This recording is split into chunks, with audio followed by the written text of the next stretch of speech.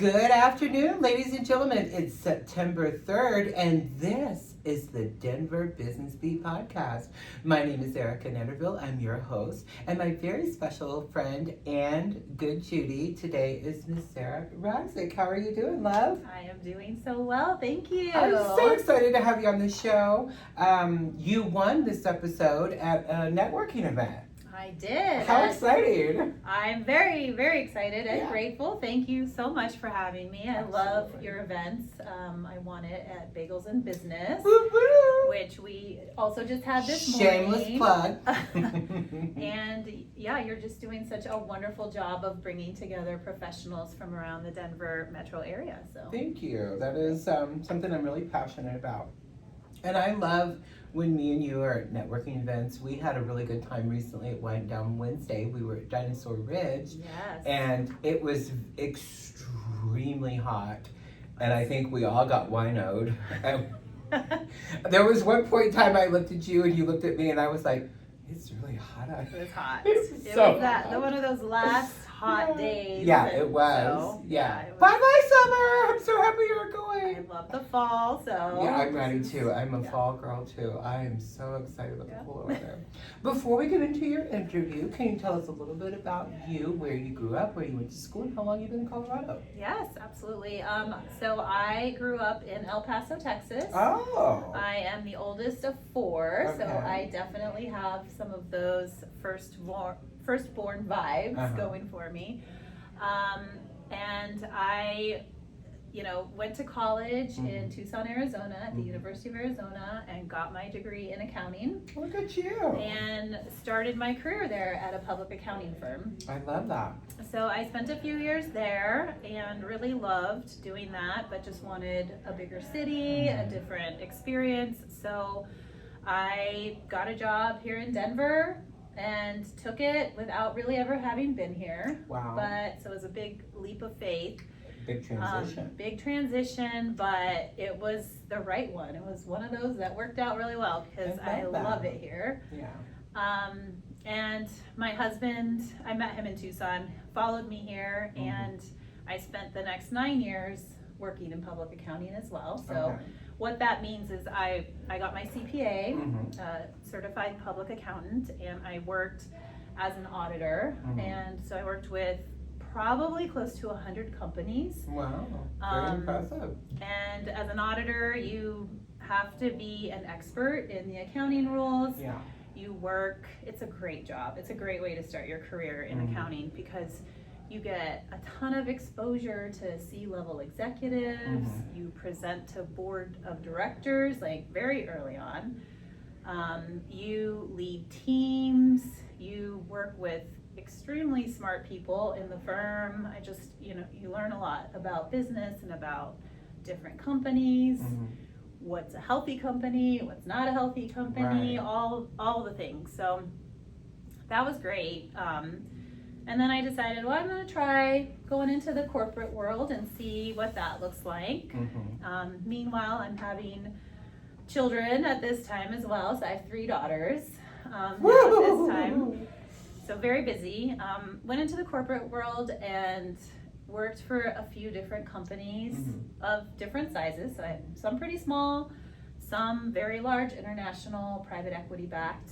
And so I got a lot of really good exposure, and eventually was leading accounting and finance teams Mhm. and serving on the executive team, leadership team for some companies. So just a ton of really great experience. And then I got the entrepreneurial bug, and I wanted to start my own business Mhm. and use all this experience I've had to, what my passion is to really plug in and help small and medium-sized business owners Mhm. become successful. And when did you open your business, and what's the name of the business? The name of the business is Raizk Consulting. And I opened it last fall, so it's almost been a year. Isn't that now. amazing? Yeah, it goes That fast. first year just was woo! I love that. Very fast, yeah.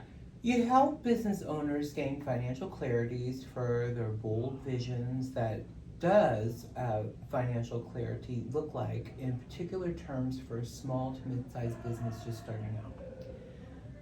Well, what I really talk to my clients about is it's not just about finances. Mhm. It really is about the business owners supporting their, what I say, their bold vision or Mhm. their dream. Yeah. I'm a business owner, so are you. Mhm. We all know that that is not an easy road to Yeah. travel, Mhm. and you have to know all the things Yeah. to do well, or you Yeah. have to find really good resources and Yeah. people to help you. Yeah. So And stumbling along the way and having some mishaps or failures is perfectly okay. It's all part of the process. oh yes, that's Yeah. how you learn. Yeah. Yeah. So what I really try to do is work with my clients, which is the business owner, to understand what is your bold vision, what is your dream, Mhm. what do you want your life to look like? Because owning your own business, oftentimes you are the doer of everything Right. until you figure out how Yeah. to hire the right people. Yeah. And so we use that to set their own financial goals, their Right. targets, and then I work alongside them to make sure that they stay on track. Yeah. And the way I do that is because I have all this financial background, I can look at financial statements and understand, you know, what's going wrong and also what to do to fix Yeah. things when things get off track. And things are always going to get off track. Sure. I mean, Sure. we all know prices are going to go up, people are going to leave, who knows what's going to happen with the economy, you know, there's the unknown. And so really having a plan to protect yourself against the ups and downs of owning your own So business, important. that is, you know, that is how I support the bold vision of the owners. I love that. As a CFO advisor, what are the most common financial blind spots you see amongst business owners, and how do you help address them? It depends on each company. Now, the way my system works, there's really about 12 drivers of revenues, net profits, and cash flow. Okay. And for every company, depending on their industry, Mhm. depending on, you know, how the owner has established their own workforce, Mhm. it could be different things. But a lot of times, you know, I have clients right now that they're growing very significantly in sales. So they Mhm. look like they're having an outstanding year, but they're really struggling with cash. And one of the main reasons for that is their accounts receivable collections. And they're really, you know, struggling to implement tools to help collect that cash quicker. Sure. So, I mean, that could be one thing, but another company, it could be that the owner took out a lot of loans initially, and so now they're loaded with debt, and so refinancing that into a better rate, into Yeah. something more sustainable for the company, that could be the solution. Yeah. It could be that the cost of the goods that they need to buy have gone up and they Right. haven't reassessed to adjust their prices. Right. There's so many things it could be, and that's why it's really important to understand what it is that drives a successful business and Mhm. being able to constantly work on it so Yeah. that you keep, you know, that cash flowing. Sure, it's very important. What are some of the early warning signs a business owner should watch for that indicate it's time to bring a CFO advisor on? Stress. Are they stressed out that they may not be able to pay their people on time Yeah. for payroll? Are they worried about what their tax bill is going to look like? Yeah. That's a real worry. I'm Yeah. worried myself. It's a real concern. It really is, when it comes down to it, I believe the biggest, most important thing you can do as a business owner is to figure out how to generate consistent positive cash flow, Yeah. even if your business is seasonal. So how do you Yeah. protect against that? And I think this is true personally as well as in business, but when you have a plan and an advisor that you Mhm. trust, and you know where you're going, and you are protecting yourself with reserves Mhm. and savings and whatever against the unknown, that peace of mind makes all the difference. Absolutely. I need a little piece of mind. When a business is scaling fast, what financial risk or mistakes do you often see, and how can those mistakes be avoided? Scaling fast, and I think many of us have gone through companies where this has happened, that can be really stressful. Yeah. And a lot of times what happens is, the sales start coming in and you don't have the infrastructure or the systems to adjust with that. And so being very mindful, again, one of the biggest things that business owners, I think, sometimes miss, and it's not like rocket science to say this, but it's just important to do, is to work on the business, not just in the business. Right. So spending that time to really plan and think about on a consistent basis, where are we going? Right. How are we going to get there? What do we need to do that? What does that look like financially? That is how you can, adjust against that risk. You're hearing great sound advice, guys. In your experience, how often do founders confuse revenue with profit, and what mindset shifts do you encourage around that? I think it's really important to understand the difference between revenue and net profit and gross profit. Yeah. And part of my role as a CFO advisor, and just part of who I am, I love to teach, I love to help others understand. So I make sure that my clients understand what those different numbers mean, and again, what drives them. Yeah.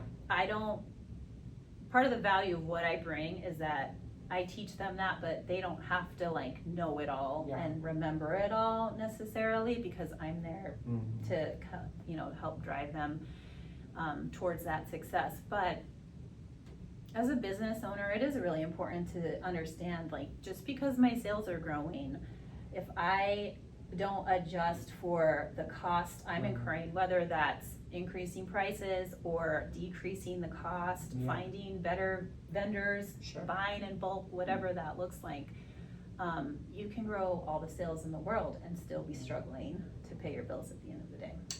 What I think makes you so successful is, one, your energy.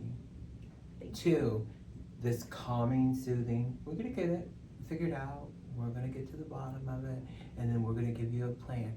And it's just this comfort level that you create with people. It's really beautiful.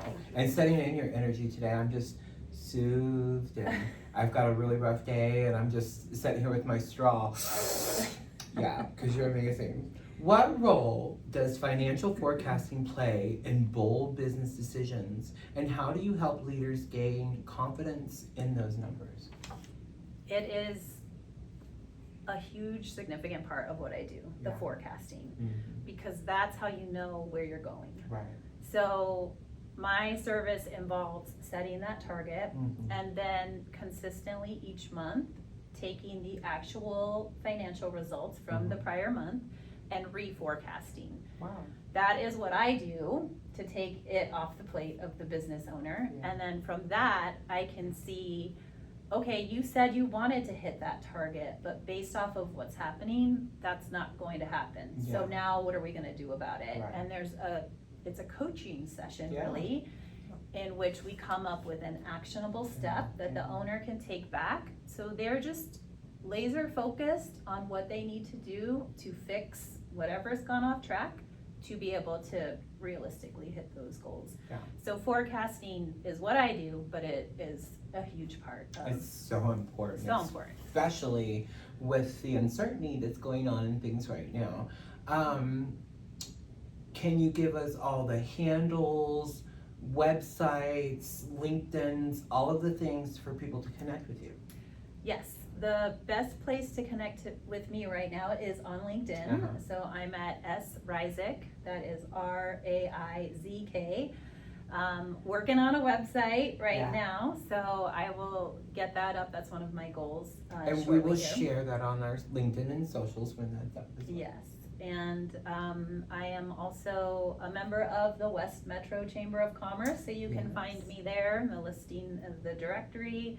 I live out in Lakewood, so I'm happy to be a part of Love that community. Yeah, I'm happy that we're both members, and I'm ambassador with West Metro Chamber. That chamber is such a good chamber, so many amazing businesses, and South Jeffco is really like coming into their own right now, and it's just this explosion of business and relationships and friendships, and everything is cultivating out there. And I'm excited because I'm moving to Arvada myself, so that whole South Jeffco corridor all the way down to Littleton, I'm just so happy to be a part of it as an ambassador, as a business owner, as a fellow member. What Aaron Atchison and Miriam are doing out there at that chamber is just incredible. They got a new CEO with the EDC out there. They're really just getting it up and going and doing big things out there. So I'm such a proud member, so is she, and we enjoy the events, the networking, the functions, and the friendships we're making. I mean, she is one of my good Judies, and I just love her to death.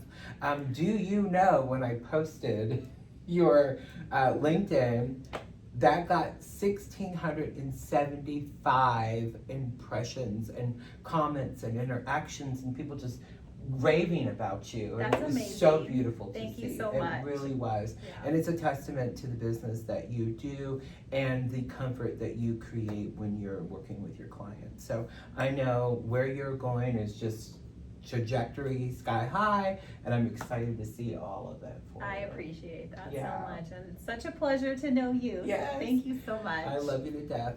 All right, ladies and gentlemen, that's been our show today. If you're needing her services, make sure that you're connecting with her. And as soon as that website drops, we will get it up and posted for you as well. And I'll even go back into the episode and put it in there so you guys can connect with her. Biggest way to connect with her is on LinkedIn. She's also in my connections as well. So I'll be tagging her in the episodes on socials and LinkedIn, so you can just click that little button and go right to her page and hit that contact button and give her a call. That's been our show today. Thanks for tuning in to all of our likes, follows, subscribes, and viewers. We couldn't do any of this without you. So thank you so very much for that. We'll see you guys on the next episode. Have a great day.